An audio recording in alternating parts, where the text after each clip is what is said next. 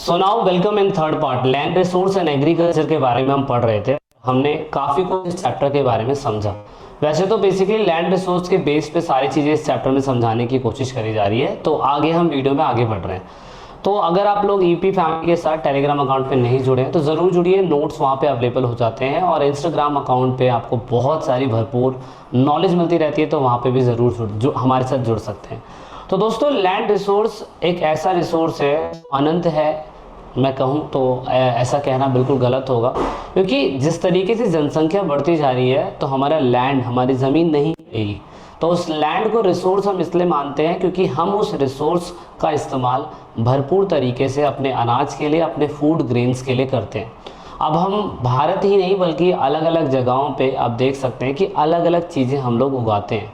अब उगाने के मकसद से अगर हम करें तो हम ये कह सकते हैं कि कहीं ना कहीं भारत के अंदर जैसा लैंड रिसोर्स है तो वैसी एग्रीकल्चर हमें देखने को मिलती है। अब एग्रीकल्चर में हम बात करें तो सबसे पहले गेहूं और चावल, दो एक ऐसी फसलें हैं जो मुख्य फसलों में से आती हैं।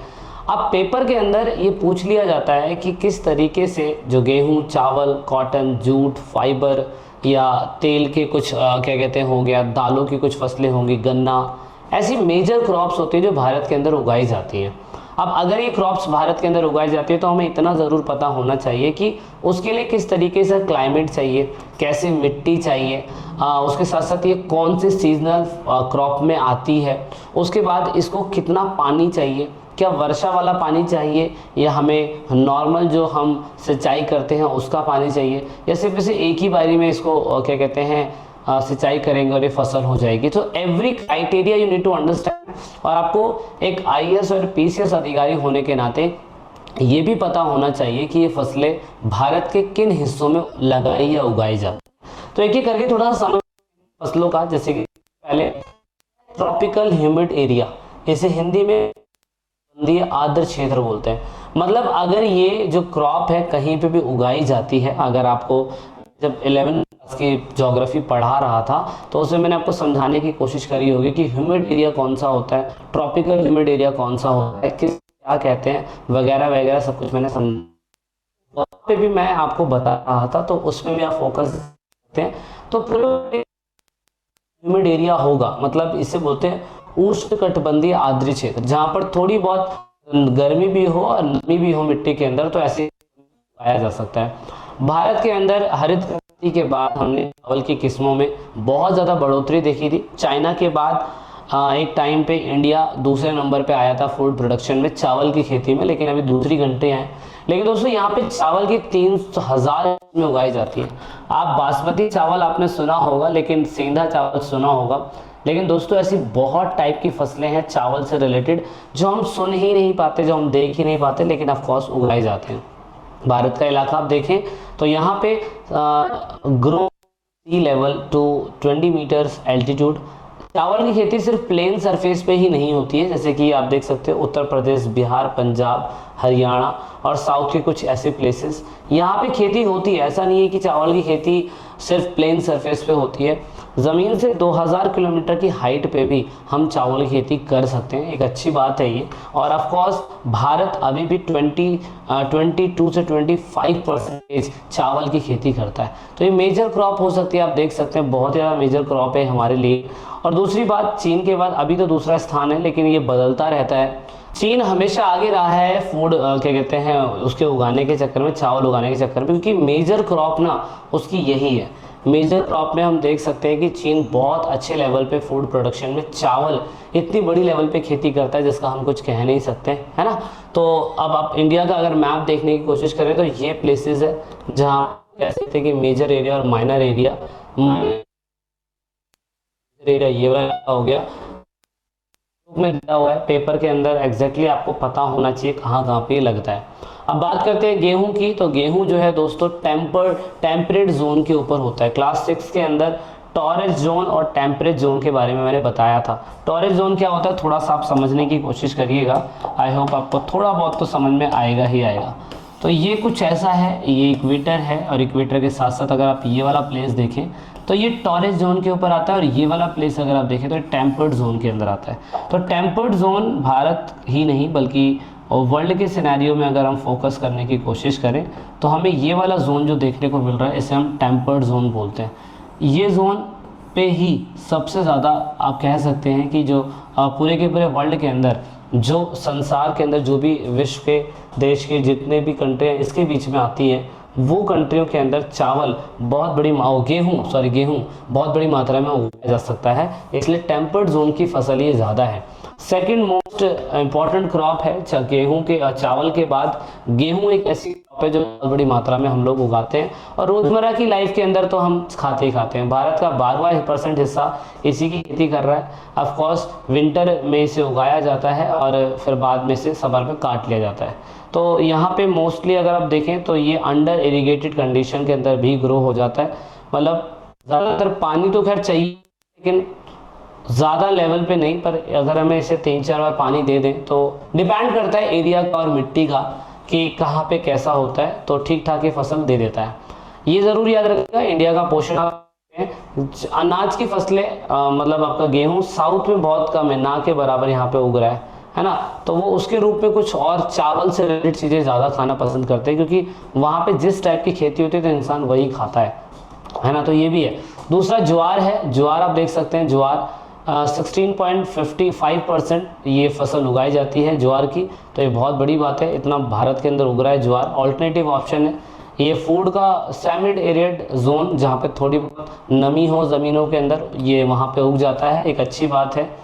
ये रबी फसल दोनों ही सीजन में उगाया जाता है, नॉर्थ और साउथ दोनों में ही उगाया जाता है।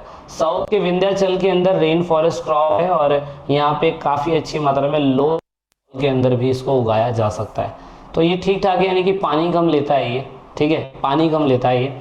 और दूसरी बात फिर आ गया आपका बाजरा।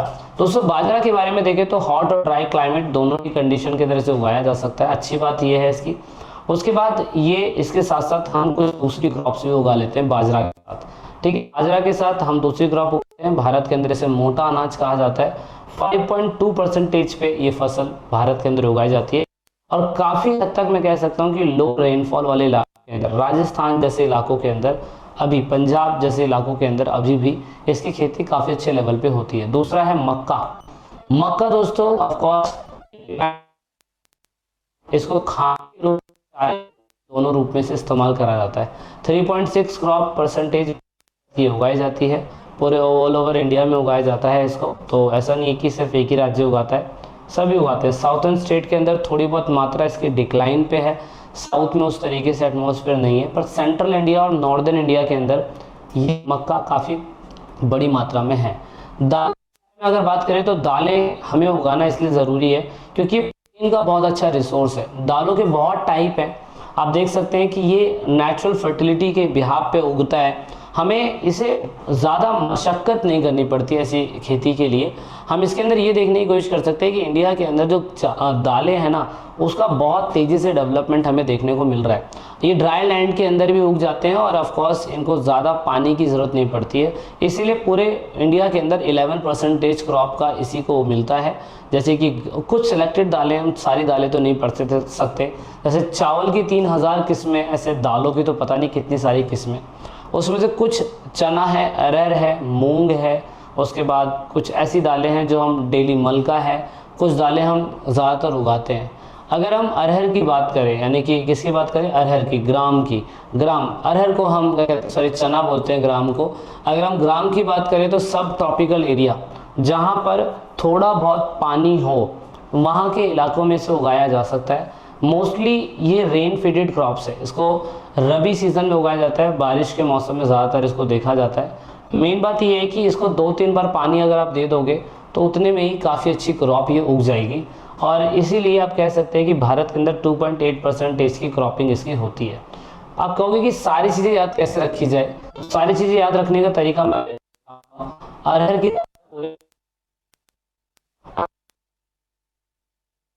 जाता है, कोई दिक्कत नहीं है, ड्राई लैंड में उग जाता है, ये भी सेम वैसा ही है, 1-2 बार पानी दोगे उग जाएगा। भारत की 2% का इसी पे डिपेंड है आज की डेट में। तो आपको कुछ ऐसा कॉपी के अंदर बनाना पड़ेगा।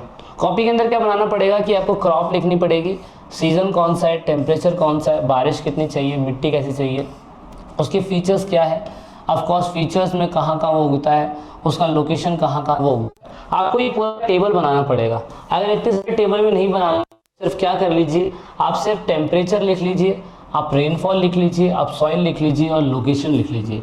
ये 4 चीज़ें बना लीजिए पेपर के अंदर। आपको कैसा भी कोई भी क्वेश्चन आए, आप बहुत आसानी से उसे अटेंड कर सकते हैं। जैसे कि राइस, उसके बाद व्हीट, उसके बाद मिलेट्स यानी कि ज्वार, उसके बाद दूसरा मिलेट जिसे हम बाजरा बोलते हैं वो, रागी भी है और उसके साथ साथ मक्का है, पल्सेस है। तो ऐसे आप पूरा लिख लीजिए, बना लीजिए। इससे क्या होगा, एक ही पेज के अंदर ना ये सारी की सारी फसलें आपको याद करना बहुत आसान हो जाएंगी। तो ये कुछ बेसिक है जो मैंने अभी बताई हैं। वीडियो के अगले पार्ट में हम और भी पढ़ेंगे, हम बेसिक पढ़ेंगे कि और भी किस्म की फसलें होती है जो ऑफकोर्स भारत में उगाई जाती है।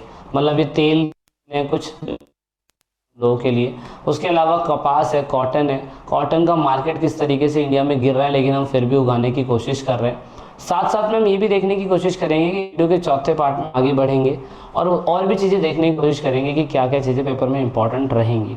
तो दोस्तों इस वीडियो के अंदर हम यहीं तक करेंगे। जब तक के लिए जय हिंद, जय भारत, वंदे मातरम।